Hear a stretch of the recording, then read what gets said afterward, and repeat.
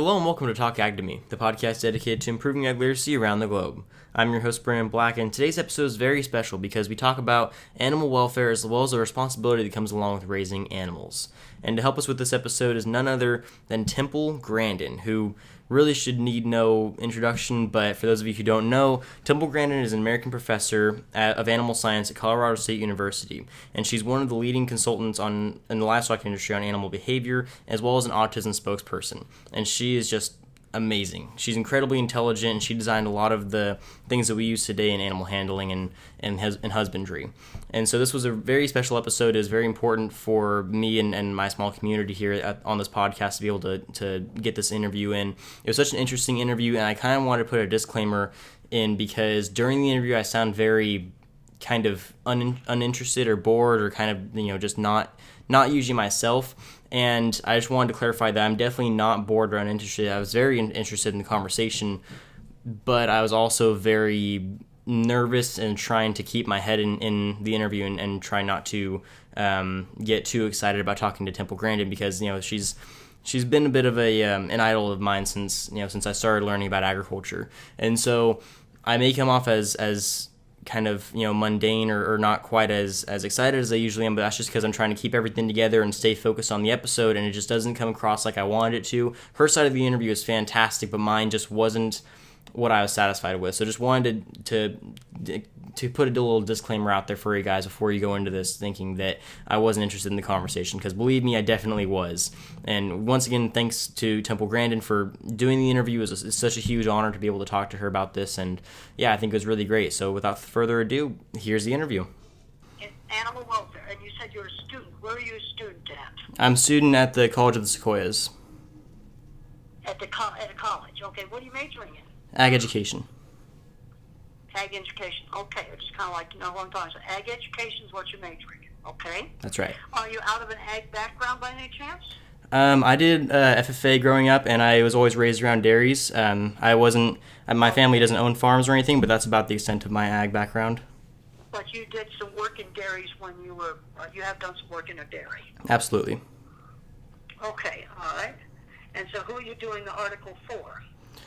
So I host a podcast where I talk about ag issues, interview farmers, politicians, teachers, and just try to bring more awareness to the ag industry. Have you already interviewed a lot of people already?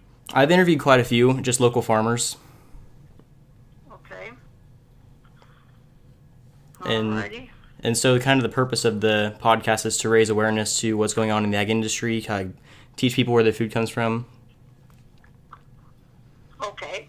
A lot of people, one of the problems is a lot of people don't know where anything comes from. That's true. They totally are removed from the world of the practical. Mm-hmm. Yeah, definitely. And I think it gets back to taking home ec out of the schools and welding and auto shop and sewing and cooking and taking all these classes out of the schools. Because I think a lot of students today, if you don't ever make things, whether it's cooking or whether it's welding, you don't understand that sometimes there's mistakes. It's not always easy making stuff. Yeah, definitely. I agree. And we've got, and it isn't a matter of bashing electronics. That's not the right thing to do. It's a matter, everyone's, right now there's problems with, I think some students have really bad writing and really blames it on texting. I don't blame it on texting. I blame it on a failure to teach students how to write. Definitely. I mean, it's a cop-out to blame it on texting. For sure. So it's one of the things I think it starts with is, kids need to have a garden. And I can remember when I was a child, we planted radishes. They didn't come out very well. But you learn that, you get vegetables that come out of the ground or fruits come off of trees. Yeah. Just basic stuff like that. You've got kids in the city, maybe they think milk comes out of a factory. Oh, definitely. I've met people that think that chocolate milk comes from brown cows. I think that's a problem. I think it's a real problem. Because if we're going to have sensible policy about what to do about stuff, the first thing is that people need to understand where does stuff come from. Exactly. Yeah, so that's kind of my role in this whole thing, is trying to bring awareness to that background knowledge. Yeah, and I think the other thing is I think kids need to get out and be seeing things, edit them. But I think kids need to get out and see stuff. I can remember as a child going to a car factory. Right. I went to a newspaper printing plant, and it's learning where stuff comes from. Mm-hmm. Yeah. I've never forgotten my trip to the car factory. I think I was maybe 10 or 11 years old. Yeah, no, definitely. I remember going to cotton gins when I was little and seeing how all the factory work that made our clothes was made. It was really cool. Yeah, clothes don't just come out of nowhere. No, definitely not. You see, that's the thing. I think there's a really basic problem on people not knowing where stuff comes from. Yes, no, I agree completely. I'm a big proponent of getting hands-on classes back in the schools. So that'd be some gardening, and then you work your math and reading into the gardening. Yeah, no, definitely. Real cooking, you've got to do measuring. Yeah, for sure. And you work your math and stuff into that. It isn't a matter of just passing tests. Right. Yeah, that's actually a project that our schools around my hometown have been working on, trying to bring more garden-like and hands-on experiences into the younger schools. Well, and then we can write about the gardens. We can figure out to do some math problems, like how much seed would you need to buy to plant your garden. Yeah, definitely. Just basic math like that. Always working, some basic skills back in, like reading and writing and math. Yes, for sure. And then let's say you sell some of your produce, so you set up a little store. And that teaches very basic stuff that I think a lot of kids today are not learning. Right, I agree completely. But I think it's important in order that along with the gardening activity, that we work some math into it. Mm-hmm. Okay, if we're going to plot, let's say, make a plot this size. I mean, what do we need to buy for fertilizer? What do we have to get for seeds? You have to buy that stuff. A farmer has to plant, and then he sells his stuff. Can he make money on it? See, kids are not learning today just basic. Right. Yeah, they need to be learning the practical. Money. Right. They're not learning that basic stuff. No, they definitely aren't. And I work a lot with livestock, and people ask me all the time, how did I get involved in the livestock industry? Because I came from a non-agricultural background. I was exposed to it when I was 15 years old. Horses exposed really at 14, and cattle at 15 on my aunt's ranch. Right. I heard in an interview that you were you didn't want to go to your aunt's ranch initially. Can you talk about why that was? I was scared. I was scared to go. I had problems with very, very high anxiety, and I was terrified to go to my aunt's ranch because I would have had to get on a plane and fly all the way across the country from New York to Arizona. Okay. And I was really scared about going out to a new place, so they gave me a choice. I could go for a week and then come back home if I hated it, or I could stay all summer. But when I got out there, I loved it. This brings up another thing that's nothing to do with ag, is you're getting kids with autism and things like that where they're not getting out and doing enough things. Right. Well, they gave me a choice. Not that one wasn't one of the choices. But if I absolutely hated it, I could come back in 2 weeks. Sounds like a fair deal. That was the right thing to do. Yeah.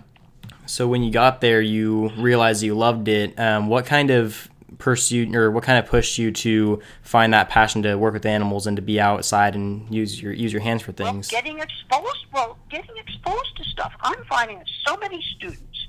I asked somebody that might be in their late 20s or 30s, how did you get into your career? They were exposed to it during a college internship. They did it as a summer job. They had a friend that suggested they might try out this job. In fact, I have observed that a lot of good jobs that people get into, not just an entry-level job like working at a fast food restaurant, but really good jobs, they go in the back door. It's through, contacts. Right. People you know. That's how people get into a lot of really good jobs. Right. Yeah, definitely. It's exposure. Well, I talked to a lady the other day, a high school graduate, and she had a job working at tanning salon. I wouldn't consider that a really good job. But they trusted her to take the cash every day into the bank. Well, after doing that for a year, she got hired by the bank. And she's going to have a very nice career path. Yeah, definitely. Now, you see, my mind works in specific examples. So that's a specific example of taking a job I would not consider desirable, working in a tanning salon, Right. To a job with a really good career path, and she's already gone 2 rungs up that career path already. Yeah, that's awesome. That's a really good job. That's a specific example, and that's a real recent specific example. Yeah, that's great. That's not something from 10 years ago. That's something now. Right. So do you think this exposure that you've been talking about would help students or young people reconnect with not only just with the workforce and being able to work with that, but just have better a better understanding of how animals work and how nature works and how agriculture is more properly performed? We need to fight to keep FFA in the schools. We absolutely have got to fight to keep that. Definitely, I agree. I think it's essential. Absolutely essential. Because it not only teaches the ag, it teaches discipline. You know, they're always dressed so nicely. They learn how to do public speaking. They learn a skill like welding, and they'll have a job for the rest of their life. Yep. A job like auto mechanics, they'll have a job for the rest of their life. No matter what computers do, you're still going to need people to fix things. That's not going away. Exactly. And right now, we need people that know how to install solar panels, because there's just been some fires. Right. And they were caused by the wiring not being done right, or some kind of bad connections. Definitely not installed right. Exactly. So do you think that, so obviously you're a proponent of FFA. Do you think that FFA does a good job of exposing these kids and kind of helping them understand the hard work aspect of agriculture and just life in general? Well, I think the FFA program in general is excellent, but it's going to vary depending upon who the teachers are at that particular school. FFA overall, I think, is a fantastic program, but it will be better in one school than another depending upon who the teachers are. Good teachers are just so important. Yeah, absolutely. Really, really important. And so one school may have a stronger program than another because the teachers are really working hard on it. Yeah, that definitely makes sense. I can't emphasize enough the importance of good teachers. They are so important. And you have students that are getting in trouble, and it could be that FFA teacher that can turn that kid around. Definitely. And give them purpose. That's for sure.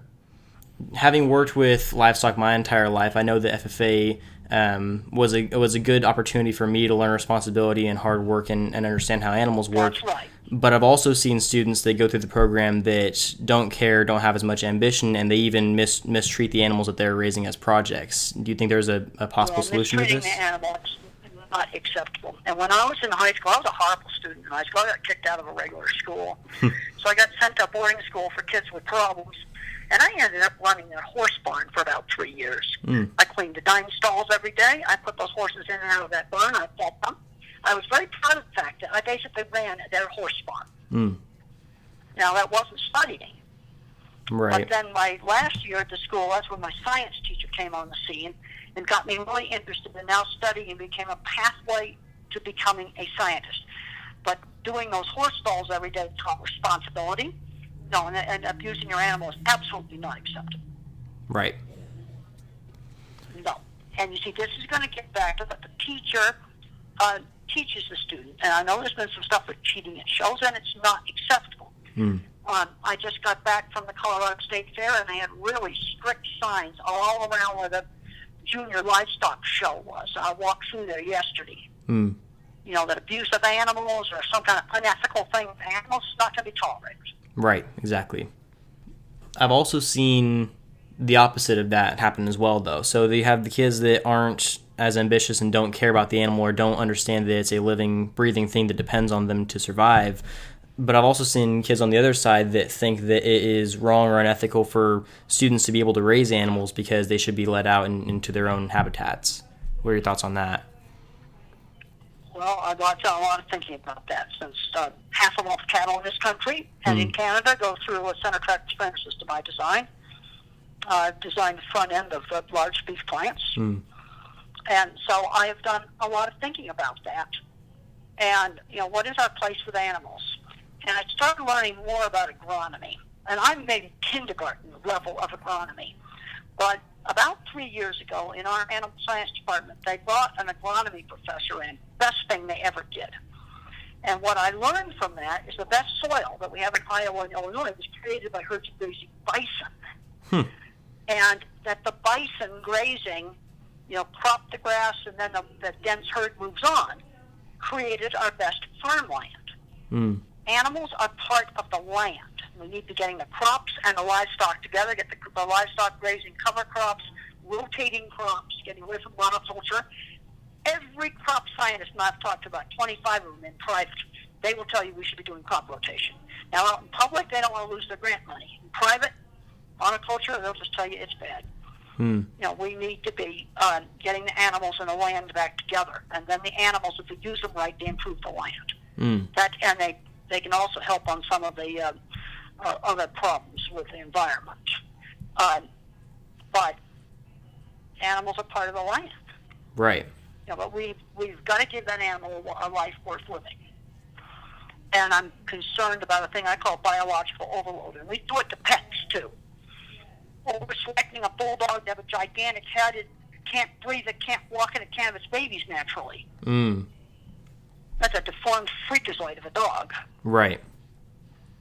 I have problems with that. And then with production animals, we have problems where you push the dairy cow so hard to make milk that she has a hard time keeping her body conditioned. We have to look at moderation.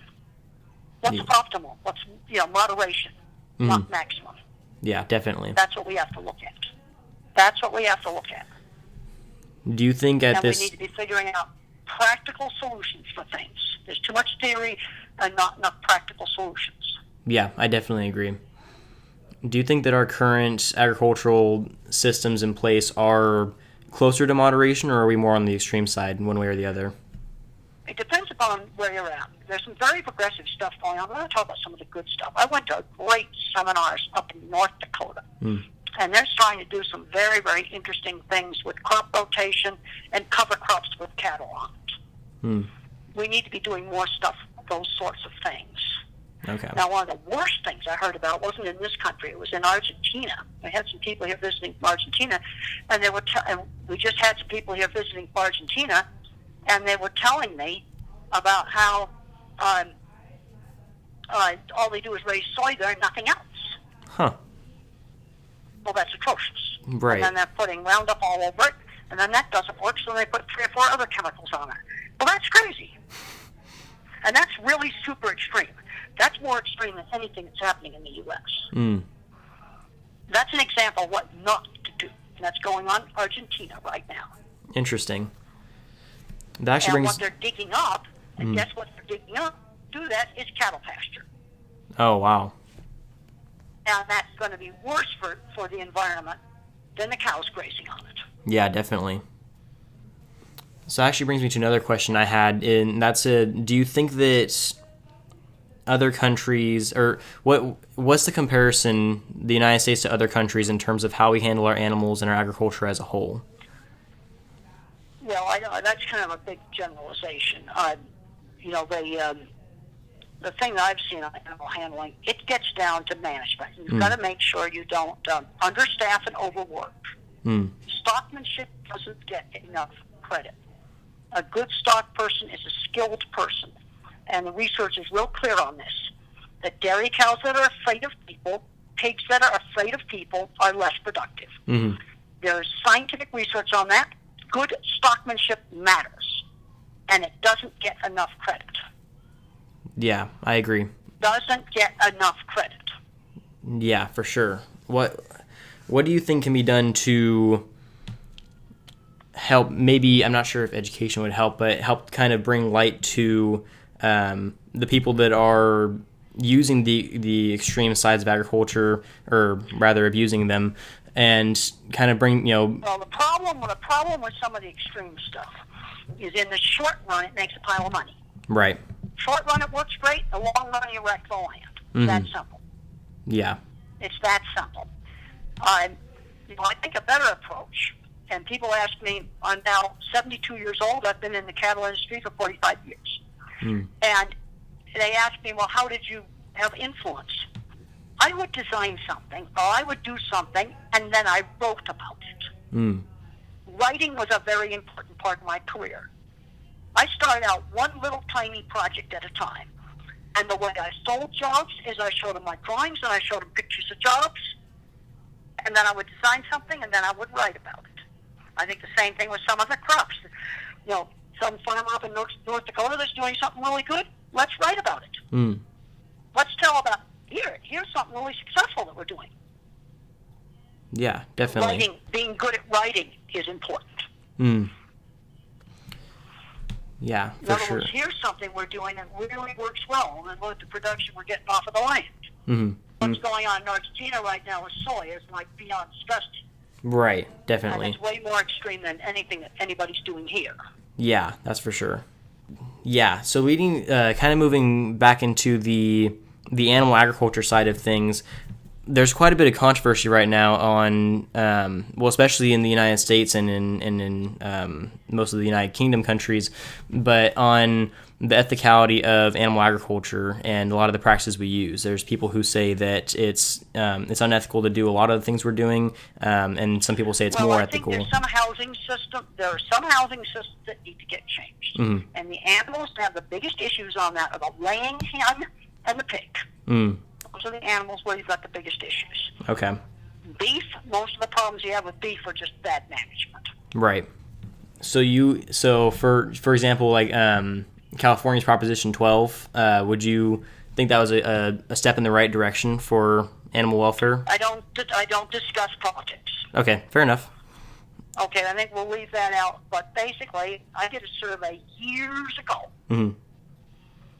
where this is before there were cell phones. I did this survey, but I think it's still true. I would let the computer on the airlines pick me out a focus group participant, and I talked to him. I was a professor of animal science, and I was working on some guidelines for standards for good pig housing. Mm. And I showed him some pictures of some of the intensive housing systems, and when they found out that a sow couldn't turn around in the stall for most of her life, 2/3 of the people did not like it. Mm. And the thing that's interesting is that same result showed up on Proposition, and it also showed up on some scientific surveys. Interesting. That's a degree of confinement that most people don't think is acceptable. Like I talked to one guy, he had hunting dogs. And he goes, I would put my hunting dogs in. Yeah, there's a point now to make the group housing system work. There's some pig genetics that will have to be changed because there's some lean lines of pigs that are lean and mean and fight a lot. Mm-hmm. And it's going to require a higher degree of stockmanship to make some of the group sow housing systems work. Okay. So what would you say would be the most important kind of contributing factor to a lot of the discoveries that are made with progression in technology and new practices and kind of changes that we make to the ag industry? Well, a big mistake that I made early in my career, and the young people now are making the same mistake. Mm. When I was in my 20s, I thought I could build self-managing cattle handling systems. That's ridiculous. And the thing I also found is selling the new system is a lot easier than getting people to manage it correctly. Mm. And I think that's still today. They want the thing more than they want the management. I see. The magic thing. Now it's going to be precision ag, where we can get all this data off of all these sensing devices. We can do wonderful stuff with this. Mm-hmm. But management still has to act on the information they get from it. I see. It's not automatic management. And that's not going to change. Right.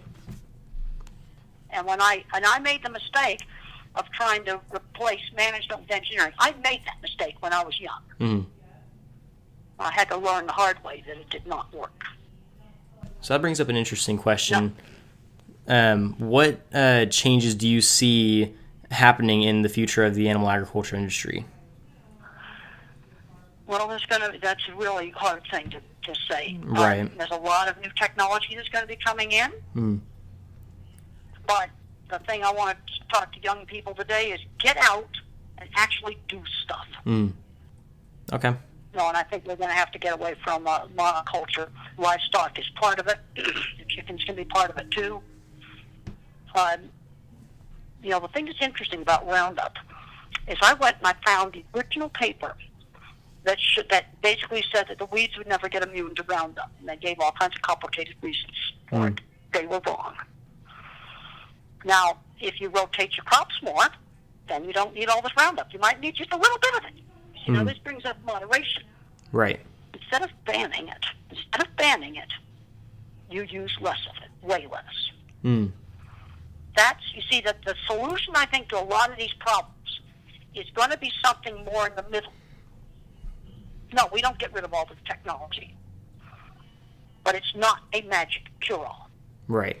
It's just like you abuse antibiotics, then you get resistant organisms. Yeah, that definitely makes sense. You know, we're going to be doing things in a lot more moderate. The sensible thing to do is going to be somewhere in the middle between extremes. Yeah, that sounds right. And that's based on 45 years of being in the field. And I'm still getting out in the field some. Not as much as I used to, but I am still getting out there. Yeah. And my students are out there all the time, and I talk to them all the time. Yeah, definitely. So what are you thinking? You're going to go into ag education. I recommend it. Every time you get a chance to visit a dairy, a farm, a feedlot, pigs, chickens, whatever it is, the more stuff you get to see in more different parts of the world, you're going to find that a great educator. Yeah, I try to take as many advantages of that as I can. The more stuff you can get out and see. I said travel is a great educator. Yeah, definitely. And sometimes when you get out and you look at stuff that's outside of your backyard or outside of your state, you're going to find out it's a big world out there. That's for sure. And that sensible things to do are somewhere more moderate in the middle. Well, I think those are all the big questions I wanted to hit on. Well, I hope I gave you some insights. Yeah, definitely. I appreciate it. Okay. Yeah, if you have any more advice you want to give before I wrap up the episode here, then... No, but I think students need to get out and do things. We need to keep FFA programs in, and we need to get students starting in the younger grades, doing things like gardens. You know, for a lot of kids, raising an animal is a really good thing, and they need to learn that's responsibility. Yeah, but definitely. I also think that you've got some kids growing up today that don't have a pet. I did a book signing about 10 years ago, and I was shocked at what I learned during this book signing. I learned, it was at a big Costco store, and what I learned, because I just started working the floor, like a sales associate, I just started working the Costco floor. And I started walking up to people, and I was shocked to find out that in South Denver, in a really nice part of town, that about 20 to 25% of young families with the kids just the right age had no pet of any kind. That's interesting. No parakeet, no gerbil, no pet of any kind. I think that's really bad. That is weird. Yeah, and the reason I was able to, it turned out that, you know, the book signing hadn't been advertised very well, so it's going to be a real boring day. So I just, they couldn't get by me, buy groceries unless I approached them. I was asking people. Okay. And I found out that, I was working there, I was there for about 7 hours. What I found out, and I was shocked, was a high percentage, 20, 25%, I think, a high percentage of young families in South Denver where there's no animals at all in their lives. Huh. Because I'd walk up to them and you know, these are families, you know, with 10, 7-year-old kids. Right. I said, I'm a professor of animal science. I have a book about animal behavior. Do you have pets? That was my spiel when I walked up to them. And I just walked up to everybody that was had to get through there to get to groceries. And that was the Bible bar. Wow. The day I worked the sales floor at Costco. I sold a ton of my books, and the rest of the book table didn't do too well. But what I learned from that, I felt pretty good at retail sales floor. But what I learned from that, since it just weren't the fans coming up to me, they were people I went up to because they had to get by me to get to the groceries. Interesting. And that's what I found out. Huh. Yeah, that is kind of surprising that so many people don't have pets. I think it's kind of alarming. Yeah, me too. Again, we're getting young kids growing up today that they don't have that responsibility of having a pet. Right. Yeah, definitely. That is alarming. I think it is alarming. And that was about, I said, it was really good animals versus humans. So I think that's about 10 years old now. Mm. It's when that book first came out that I did that. Okay. And I think it's really alarming. Mm-hmm. Yeah, definitely. And that's 10 years ago. It's just gotten worse today. Mm. Right. No, exactly. Yeah, today kids don't even, not only do they not have respect for animals, but they just don't see a point in even taking care of them anymore. Yeah, but it's a living thing. It's not. It's a living being. Exactly. You do have to take care of it. Exactly. And that's a really important thing for them to learn. Yeah, for sure. I'm not sure if we'll have time for it today, but would you be open to doing an episode around anthropomorphism in the future? Do what in the future? An episode around anthropomorphism.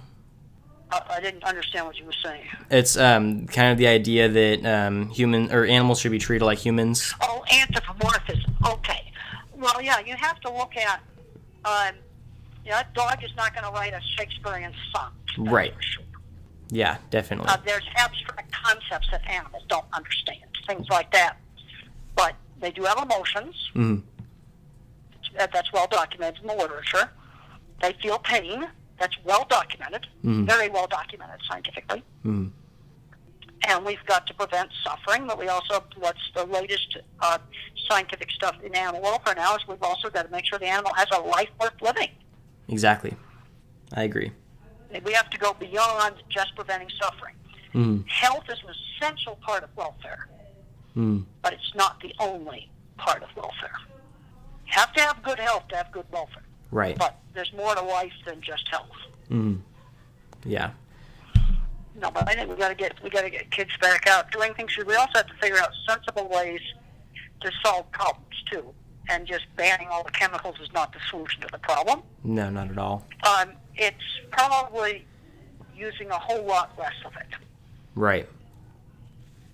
And then combining it with some of the other natural things. In other words, we take some of the organic stuff and we combine it with some of the regular stuff, and we mix it all up, and you do it in a really smart, intelligent way. Mm-hmm. And that's probably going to be some of the best things to do. That's going to apply to a lot of stuff. Yeah, I think that's a good solution. We get into the same arguments about, there's a lot of things. Mm-hmm. But you see, people that have had hands-on experience with something usually have more moderate views. It's going to be less abstract. Right. Because we've got to find real solutions for real problems. Mm-hmm. And I'm kind of alarmed about solar panel fires. And it's not the panels themselves that burnt.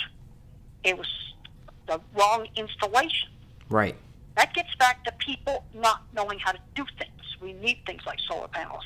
Mm-hmm. Don't do stupid things with them because you didn't install them right. Right. Exactly.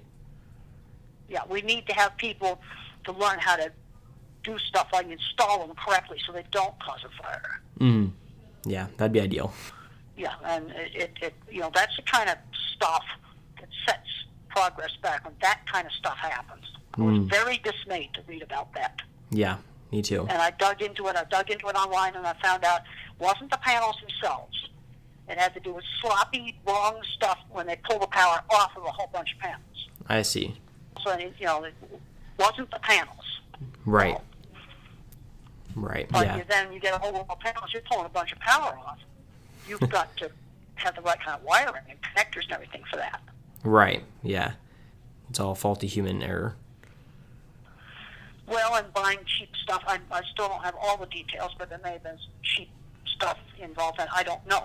But that kind of problems, and it happened in more than one place, is not okay. That does not bring progress forward. No, definitely not. I was not happy reading about that. I couldn't imagine. Yeah, and it was not good that this happened. No, definitely not. Well, that's... we need to have people. We need to have people like in California. I know that they're trying to get people to install heat pumps to save energy. Mm-hmm. They can't find enough skilled tradespeople to install them. Right. Yeah, it's a big issue. It's a big issue, and people stick their nose up at these skilled trades jobs. They're never going to go away. And I'm going to bet you that some of the solar panel buyers had something to do with poor skilled trades. Right. I'd agree. Yeah, definitely. No, we need people who know how to do stuff right. Yes, we do. That's what we need to do. Yeah, That's what we need to teach the kids when they grow up. Let's, we got to make good change, but we got to make sure we do things right. Yeah, that's for sure. It's a good lesson to take away. That's what we got to do. Mm-hmm. Like I said... Okay, well, it's been really good to talk to you. Yep, I appreciate you making the time for it. Hopefully we can hear from you again sometime. And we need people like you to get out there, but don't try to change the whole world all at once. No. I started my career one small project at a time, one small article in the Farmer Ranchman magazine at a time. Yeah, no, step by step. Right. That's I'm taking things pretty slowly. I've been working on this podcast for about a year. I've had mostly small community guests on. I've been trying to kind of work my way up.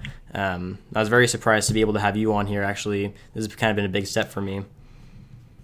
Well, I try to, I put talking to students pretty high on my priority of important things to do. Well, I appreciate that. Okay, well, great to talk to you, and I've got to go find out what these other two calls are. All right, well, thank you once again, and we hope to hear from you again. Okay, good to talk to you. Good to talk to you too. Okay, great. Yeah, bye. Bye. And there you have it. That was the awesome interview with Temple Grandin, and once again, I'd just like to thank her for coming out and doing the interview, or rather just calling me and doing the interview. But it was so amazing to be able to talk to her, such a dream of mine to be able to do that. And I really hope that all of you enjoyed the conversation as well. I thought it was a very interesting one. And as I mentioned, I wasn't super satisfied with my responses in the interview, but I was trying really hard just to try to stay focused and to not freak out and try to keep myself composed, and it just kind of came across as me being uninterested or bored, and I just wasn't happy with that. But anyways, it was really good. It was a really good interview, very interesting topic, and I think that it was very productive for the conversation we were trying to have. And yeah, so I hope all of you enjoyed, and this is such a cool episode to be able to do. And so share it as much as you can, try to get the word out there that we're able to have conversations like this. And yeah, hope to hear you all back here next week. And don't forget, if you ate today, thank a farmer.